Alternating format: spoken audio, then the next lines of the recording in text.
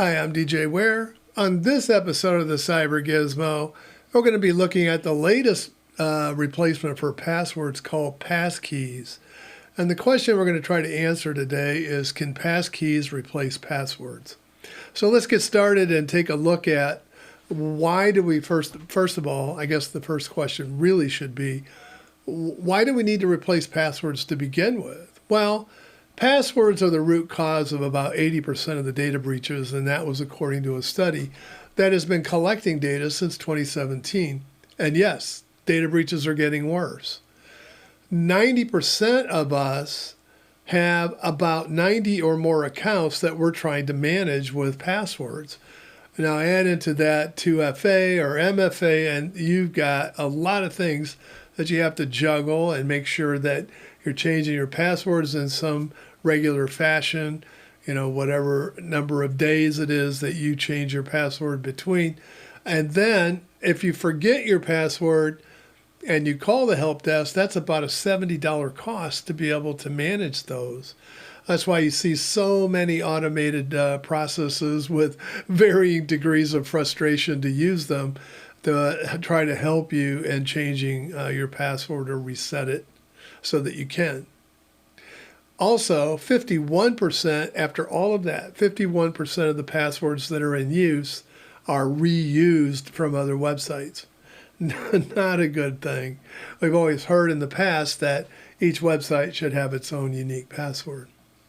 The FIDO Alliance has been working on a password replacement called Passkey. You might also hear it referred to as FIDO2. FIDO2 is actually the name of the specification. They've been working on this for over 10 years. So there are tools out in the Linux repositories that allow you to insert a FIDO2 PAM module today. But don't confuse this with FIDO UTF. They are not the same things. So what is a passkey? Well, a passkey is an asymmetrical encryption method known as public key encryption that uses a public key and it pairs it with a private key. So you have two keys, a public and a private. The data is encrypted with the public key, and only the private key can be used to decrypt that data. That's basically it.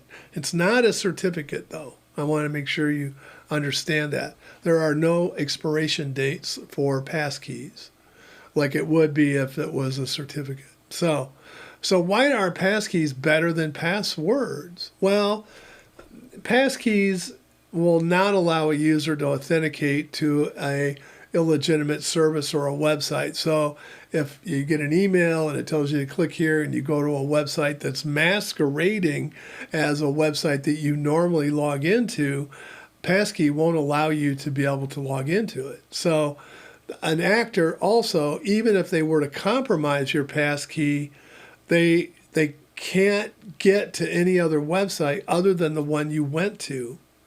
Further, a bad actor cannot access and they cannot manipulate a FIDO-enabled passkey. It is locked down. The private key is only used to decrypt a message from your website that you're trying to log into in order to authenticate that challenge and send the challenge back in a form that website will understand that, hey, this is legitimate, I'm going to pass the login, and you're done. That's basically how it works.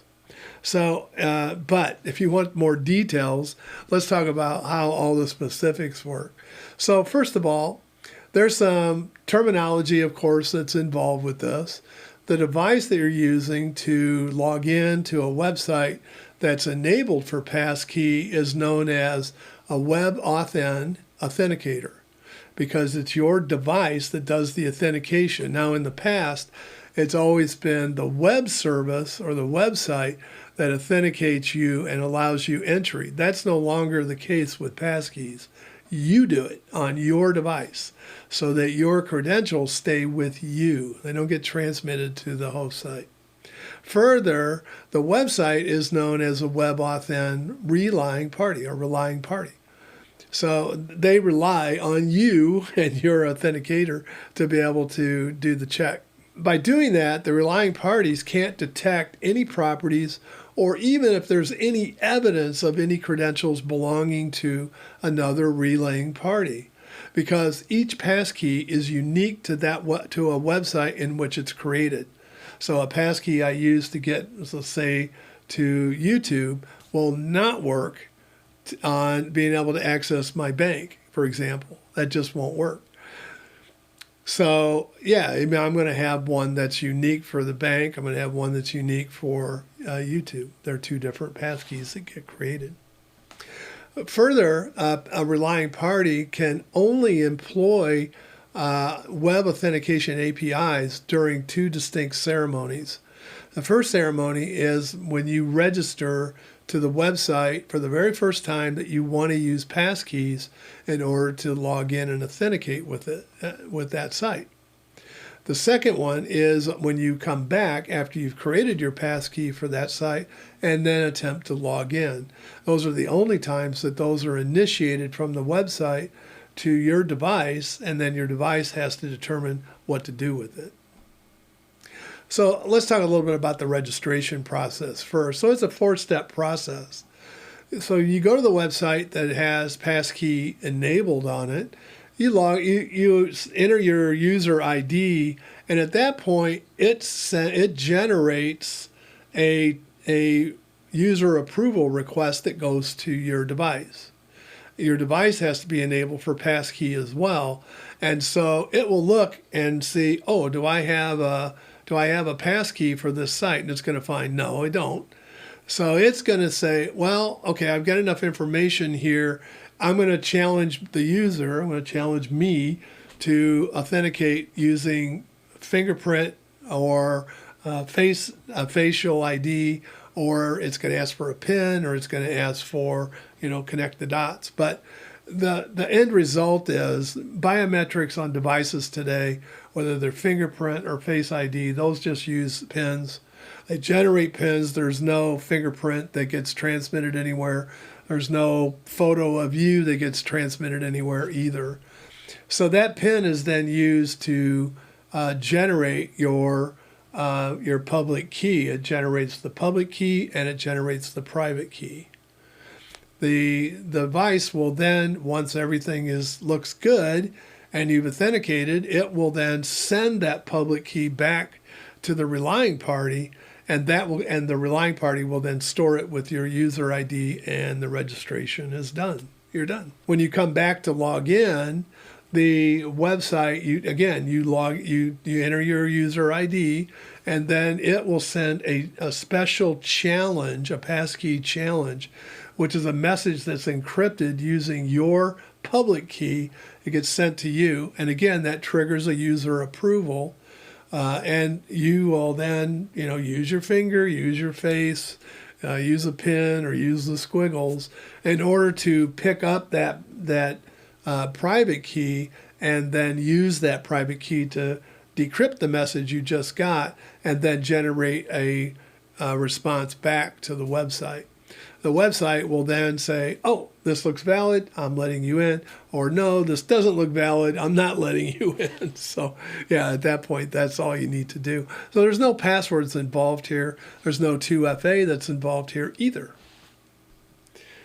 Because your device is your 2FA, by the way. The API that the relying party has to use, when it passes to you for an authentication, that web authentication can execute in a number of different ways. It can execute in a general purpose device. It can also do that in a secure execution environment. It can do it in a trusted platform module. It can even use a secure element or an SE. But it can also use off-device authentication. So what is that? What the heck is that? So the authentications that are implemented on your device have a special name. They're called platform authenticators.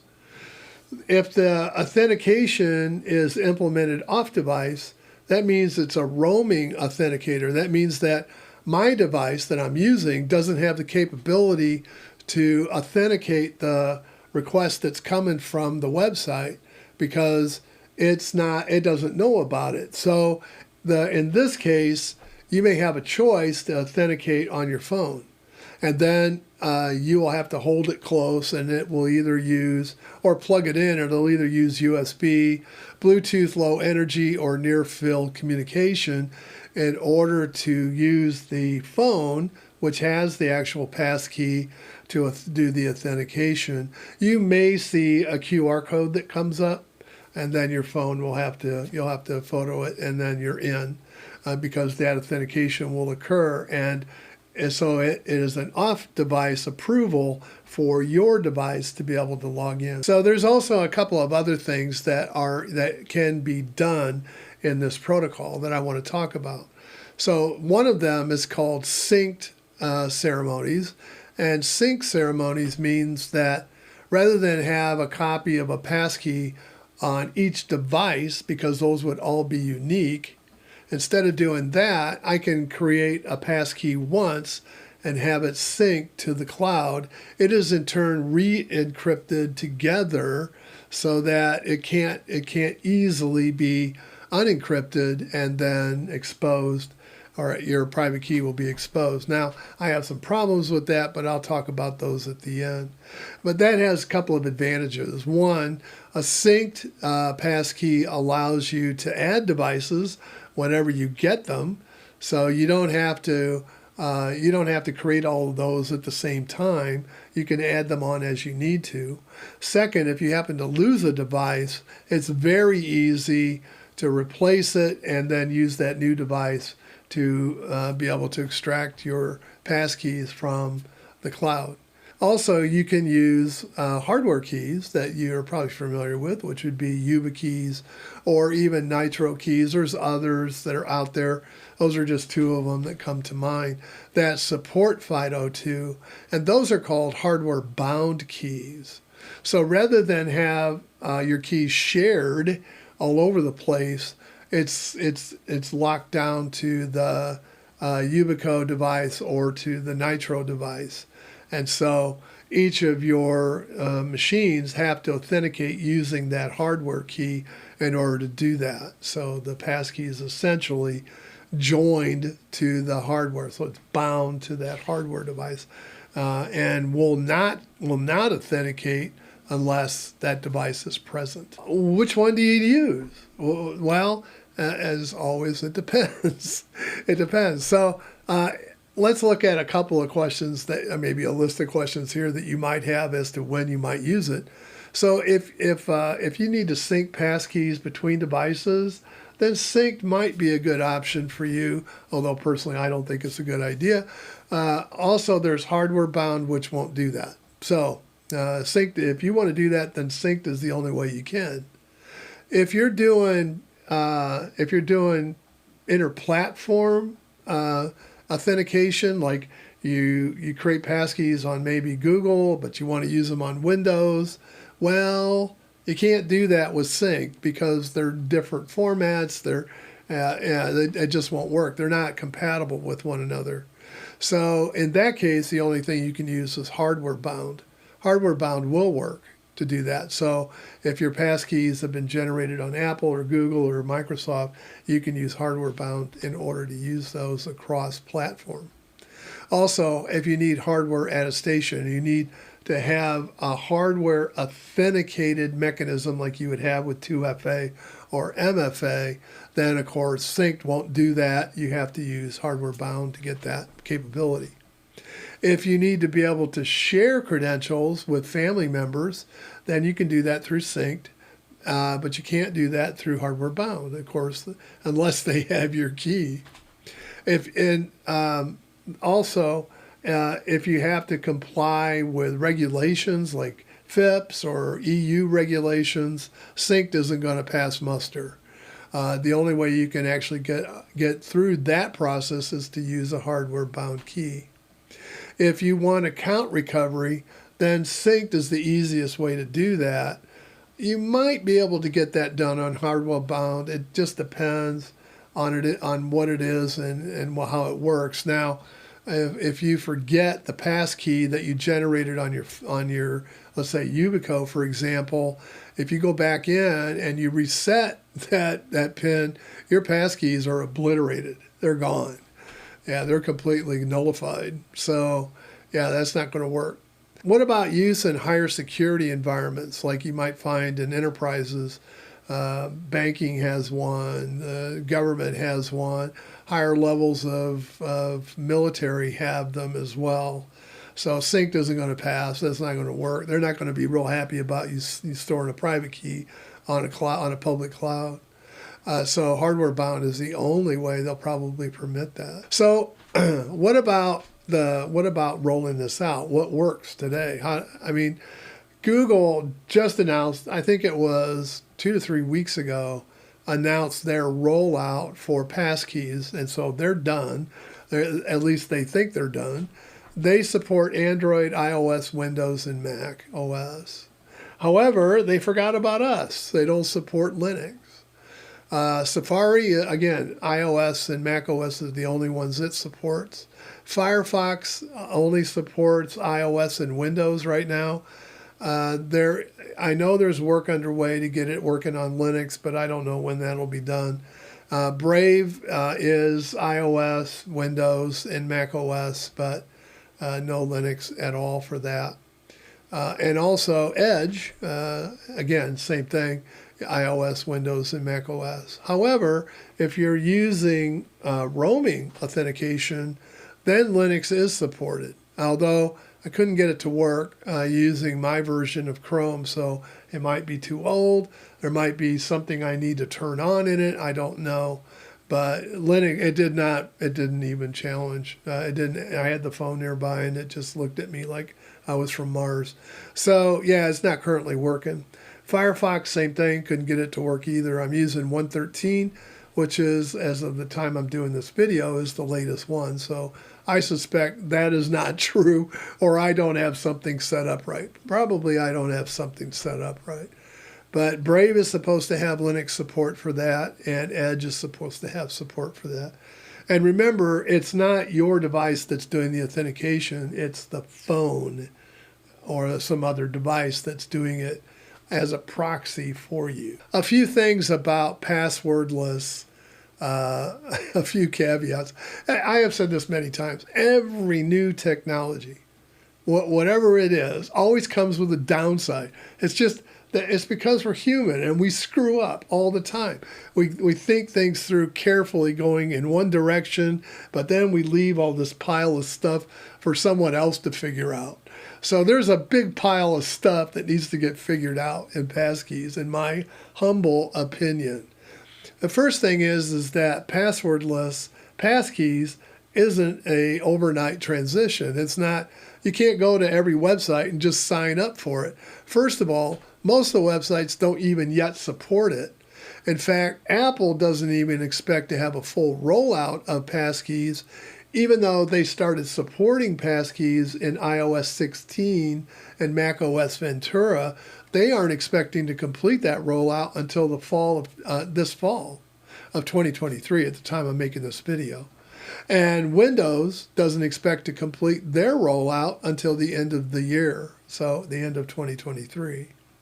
So the other thing is, if you think this is going to reduce the amount of online tracking that these places and companies can do, it works the same. So yeah, I'm sorry, that's not going to help. It's not going to help you at all. It doesn't hurt. It doesn't help. It's just the same as it was before. The other one, if your device is your key and you lose your device, well, recovery might be an issue there. That is one of the biggest questions I have seen and concerns that are posted on a number of security forums right now with passkeys, is that what do you do if you lose the device? And then we'll talk about the second half of that consideration is, so what happens if you're using a protected cloud to store your public and private keys just for the convenience of recovery and setting up new devices? So what are some of the concerns? Well, if a bad actor happens to get access to your iCloud or to your cloud or to your Google Cloud or wherever it is you're storing this, they could set up their device and register their device as one, to make it look like it's one of yours. And so now they have access to everything, all your websites, all of your passkeys. They have it all, particularly if you're storing all of your passkeys on the cloud. For enterprises, there's some problems for them as well. Let's say that you're a company and you have a new employee and you've issued them a new phone. But that employee needs to have access not only to the corporate website for the company, but maybe they also need access to customers. Maybe you're monitoring or their systems and you're updating them for them or whatever. Or maybe you're managing their network or you're managing their HVAC systems or their lighting or whatever that might be. That's going to require you to have passwords to their account, their systems as well. Now, knowing how most companies would react to having 4 or 5 or 6 or 10 people accessing their site, that might raise concerns. So I can see that this is going to be an issue and that we're going to have people sharing their passkeys with other people. So yeah, and if the issue comes in, remember this is not a certificate. If a new employee quits and they take the device with them, then they still have access to everything. There's no way that can be done in an automated fashion to revoke the passkeys because they're not a certificate. And they probably won't be expiring either. So yeah, that's not good. So using shared passkeys also makes it very difficult for an enterprise to determine who last used it. So take a breach that happens maybe on a corporate site. They're trying to identify where that breach occurred. If you use a passkey that's shared, you don't know which person was the last one to use it. All you see is the passkey coming in. So yeah, and if it's shared, it all has the same account ID, right? So you don't know who did it. Also, there's some complexity here that's being added on to things. Passkeys, if they're implemented across a variety of different vendors like Apple and Google and Linux and Meta and Windows, all have their own way of doing things. And so you can't expect those passkeys that were generated on those platforms to work on other platforms. For example, I can't expect my passkeys that I generate on a Mac to work on Windows or Linux or Google. You can't expect that. The other thing is that if you're adding on the sharing of passkeys across multiple products, desktops, laptops, phones, and tablets, that's also adding another degree of complexity because now that passkey is being used by multiple devices. So if those devices get lost, it could be a problem. So how will the enterprise track which passkey is being stored where? Well, they can't. They don't know where it is. Especially if it's a common account. So there are some issues here, and the enterprise would have no visibility, and so their policies are going to have to be pretty strict in order to manage these things. So, all right, so that leaves us with the final thoughts. Let's talk about that for a minute. So, is passkey right for you? If you're just a consumer and you're using a device, and you just want to keep the passkeys on that device to access websites. Now, by the way, on a phone, your passkey will unlock both the website and the app. So that may be a good thing. That may be a bad thing. But you remember, that sometimes you go to the app and then all of a sudden it's asking you for your user ID and password again. That won't happen with a passkey. It may challenge you to log back in, but you won't need to use your password again on that. Consumers, however, that feel that they're at risk might opt for a hardware-bound device. Now, that's going to bind up all your keys to that hardware. And so if you lose the key, you could be out of luck, right? But that's a better option than syncing your passkeys into a public cloud. Also, enterprise users are probably going to opt for a hardware-bound device as well, which would be a better choice because it's You can track it. It's going to be unique. It's going to have you as your as the identifier for the user that's using that passkey, which then brings it back under their control, which the enterprise is going to want, I guarantee you.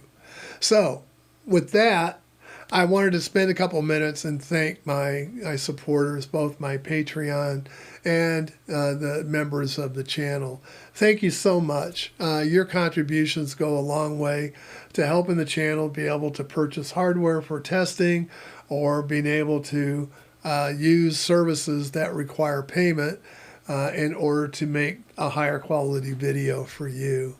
So I do appreciate it, and I can't thank you folks enough.